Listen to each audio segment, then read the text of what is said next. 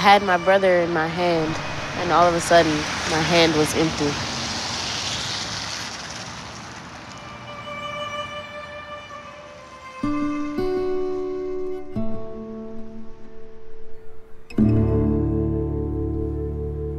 Xavier is now 8.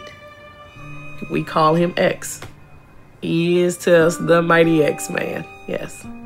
X, as a little person, from the time that he hit the floor in the morning until you had to forcefully to almost tie him down at night, he was running back and forth, extremely energetic.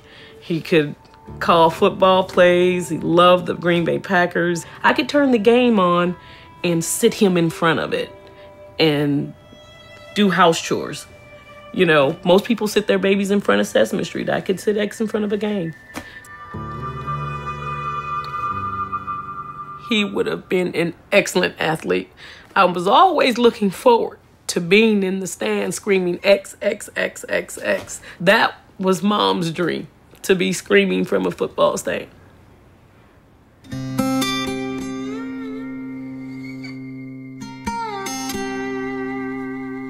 He's just arriving from school now.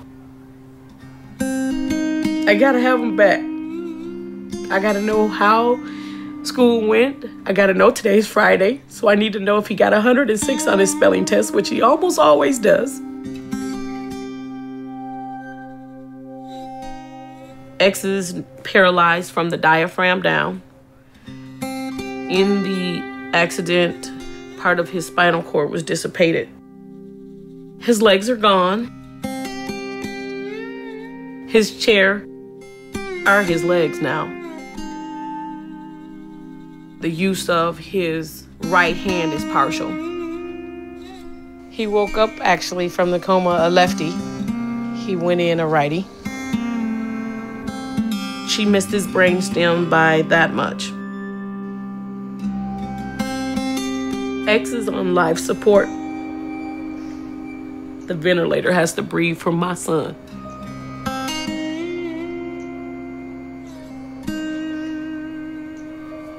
Most nights, I'm here on the couch, listening for the ventilator, listening to making sure that all the breaths are right, that his PEEP on his doesn't change, that he doesn't need suctioning during the night.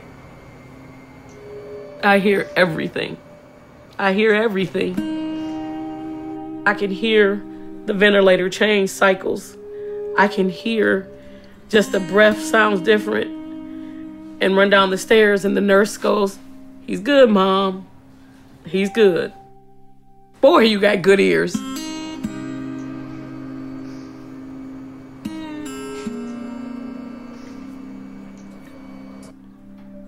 There are times when the pain is so bad, I can't breathe. I want to say the worst thing that I can't say to X, which I used to be able to say all the time, go in the yard and play. I can't say that anymore. Because if we go play, we need to take the suction machine. We need to transfer him over to the ventilator for his chair. Before we can do anything, we need to do that first. It's a production.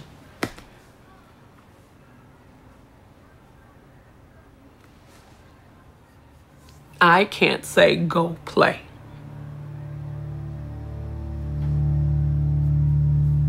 Any mother understands. I can't say go play.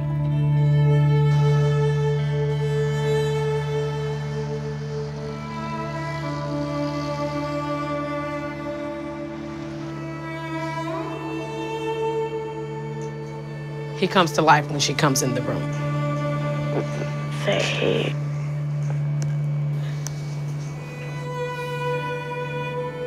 X doesn't remember as well as both Ari and I do, but Ari was walking across the street with Xavier on that October day.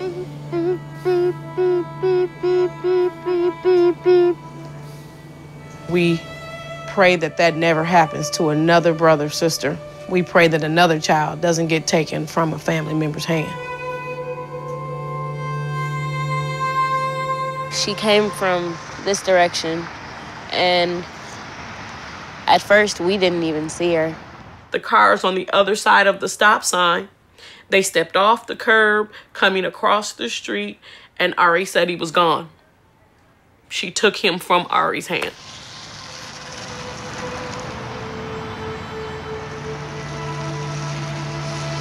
She was not only speeding in the school zone, but she had also run the stop sign because she was texting. The lady who hit X was texting. Her head was in her lap. She never even saw X in front of her. She actually came straight through the stop sign. There were no brake marks, no skid marks at all. She never stopped at a four-way stop sign. She never stopped. You know, I'm told that the text was, "I'm on my way." Did she make it? Did she get to where she was going on time? That would be my question for her.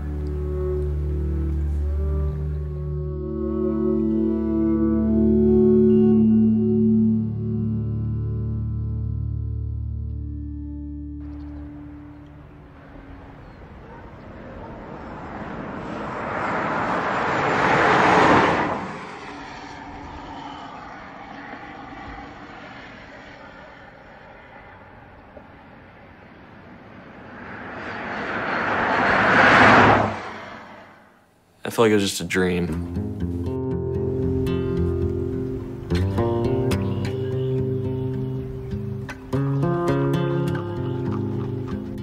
And for weeks it did. It felt like I'd wake up and I'd just think, did I dream that accident?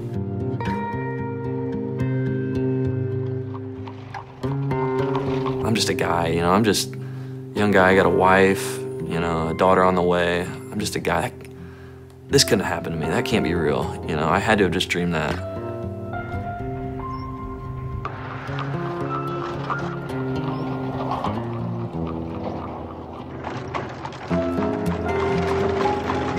Memories, you know, what you saw that day, you know, they come back at different points. You know, I'll maybe be somewhere and I'll see an Amish family, or I'll see an Amish, and it'll bring back memories of the accident.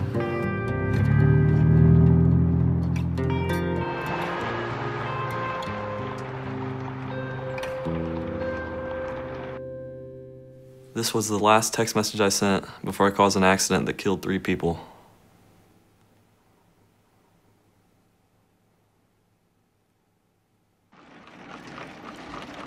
The Amish family was on their way 8 o'clock in the morning that day, and then the van was driven by a young man from Bluffton, Chandler Gerber. He was on the way to a job. He cleaned carpets at the time. And he was traveling about the speed limit we determined. He wasn't speeding or anything like that, just traveling along. And he overtook the Amish right there, right just where about my car is, and basically hit the Amish buggy from behind and just ended up all the way from the point where my car is here. It's about 400 feet, 430 feet where he ended up, where the van ended up. I was heading east, right into the sunrise. Driving along. As I was driving, I was texting back and forth with my wife. I was texting, and I think I was reading a text back at the time of the accident, because I remember driving and like my head just snapped up when I saw, you know, the windshield just glass broke and screeching, and my head, you know, it happened in about a second. I mean, I had 1,000 thoughts going through my mind. As I started coming to a stop, I saw, you know, a body come down from off the top of the van. And I just thought, oh my gosh, what have I done? What have I done? And I realized, you know, I had hit something, and I realized it was an Amish buggy. I jumped out of the van, totally silent outside the van. At that second in time, there was nobody else coming or going.